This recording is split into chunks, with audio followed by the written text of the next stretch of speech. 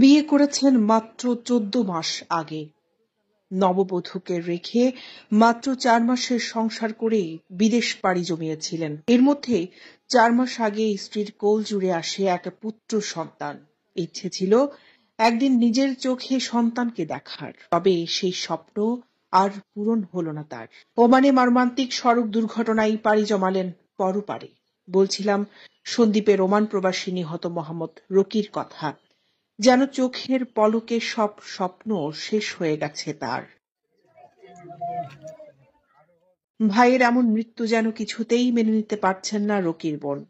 এরই মধ্যে জ্ঞান হারিয়ে দুবার মাটিতে লুটিয়েও পড়েছিলেন তিনি।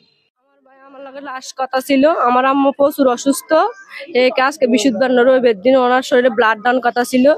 বলছে যে কি মানে ব্লাড দিতে হইলে মানে সাগর থেকে উপরে উঠিয়ে আসার কথা ছিল। উপরে উঠিয়ে আইসে যাওয়ার হতা আর কইছে আফু আম্মুর ব্লাড দেওয়ার কথা, টাকা পয়সা হানো। এটা প্রচুর পরিমাণ বিদেশে তো না ঋণ টিন করি বিয়ে শাদী করি গেছে, 10 মাস বাড়িতে গেছে যে বাচ্চা 4 মাস বয়স। রকি একজন ভালো মানুষ ছিলেন। তার স্বপ্ন ছিল বিদেশের মাটিতে উপার্জন করে ঘরবাড়ি করে পরিবারকে ভালো রাখার। কিন্তু এভাবে চলে যাবে ভাবতে পারছি না জানান তার বন্ধু আর প্রতিবেশীরা। ছেলে হিসেবে আমাদের সাথে ওর সম্পর্ক আমাদের সাথে প্রায় ১.৫ বছর।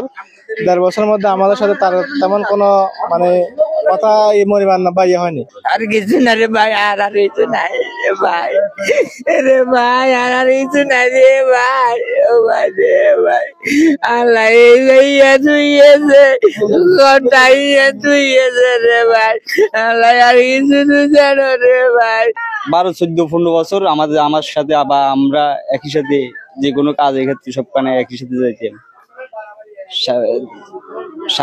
সন্দীপ দেশে থাকতে একসাথে সাগর ইলিশ মাছের ট্রলার বাইছি, একসাথে কাজ।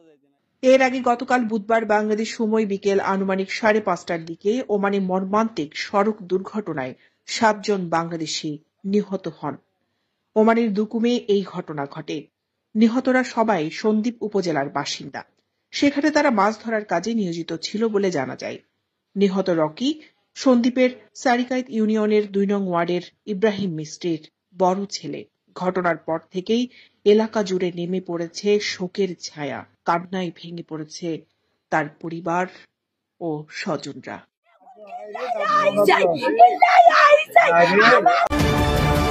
চ্যানেল 10 সত্যের সন্ধানে আমরা।